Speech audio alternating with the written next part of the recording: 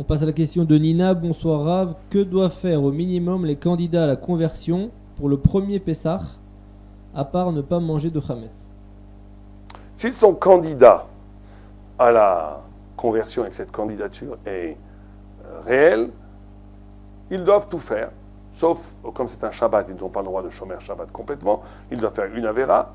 Sur la matzah, sans vouloir froisser personne, il y a une halakha que, comme le non-juif n'est pas concerné par la matzah, le soir de Pessah, quand on est à table, on évite de donner de la matzah shmura, de la matzah avec laquelle on peut faire une mitzvah à quelqu'un qui est non-juif. Non, Dieu préserve, ce n'est pas du mépris pour les non-juifs, mais c'est un élément qu'il ne peut pas comprendre puisqu'il il n'est pas véritablement concerné par la fête. Donc on lui donne de la matzah qui n'est pas shmura, de la matzah qui n'est pas appropriée pour faire la mitzvah. Un converti, quelqu'un qui va vers sa conversion, il a le droit de prendre la matzah shmura parce qu'il n'y a pas de zilzoul. Il n'y a pas, parce qu'il le fait en vérité pour s'élever, pour participer, il pourra prendre la matzah, même shmura, on pourra lui donner sans aucun problème. Donc il pourra, comme chinour, faire toute la soirée. Malheureusement encore, bientôt, ça sera cachère, le vin qu'il touche, si le vin n'est pas cuit, et même d'après certains décisionnaires, s'il est pasteurisé, ça ne suffit pas, il fera attention à ce que le vin qu'il touche ne soit pas redistribué à des juifs ou à des convertis qui ont déjà passé leur conversion. Et donc, il fera attention à cela. Ceci dit, il a le droit de tout faire. Et il n'y a pas d'interdiction de participer à un seder pour quelqu'un qui est en conversion. L'interdiction, avant la conversion, c'était de manger le Korban Pessah, où là, c'était exclusivement réservé à un juif total ou à un converti total.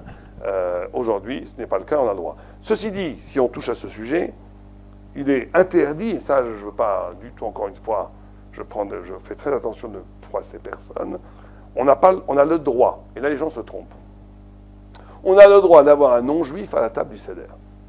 Ceux qui disent que c'est un péché d'avoir un non-juif, ne connaissent pas la halakha, on a le droit d'avoir un non-juif à la table du Seder. Ceci dit, il y a une halakha que oui, qui est certain, qui n'est pas liée qu'au Seder, qui est qu'on a le droit d'inviter un non-juif à Shabbat. Mais on n'a pas le droit d'inviter un non-juif à Yom Tov. Pourquoi? Parce qu'on a peur que si on invite un non-juif à Yom Tov, comme Yom Tov on a le droit de cuisiner, que si on invite un non-juif, on va commencer à cuisiner plus de nourriture. Et Yom Tov, Ochel Nefesh, on a le droit de cuisiner pour que quelqu'un qui est dans la fête, qui participe à la fête, ça veut dire un juif. Pour un non-juif, on n'a pas le droit de rajouter. Donc là, on fait un lave d'oraïta. Donc on n'a pas le droit d'inviter, mais on a le droit de lui faire comprendre qu'il est invité. Dans la Gemara elle-même, dans le Talmud, il y avait des rabbinim qui invitaient des non-juifs pendant Yom Tov. Et il leur disait, tu sais, ma femme a fait une superbe fina, ou ma femme a fait une super tarte au citron, je te conseille de... Et le gars, il venait, il comprenait.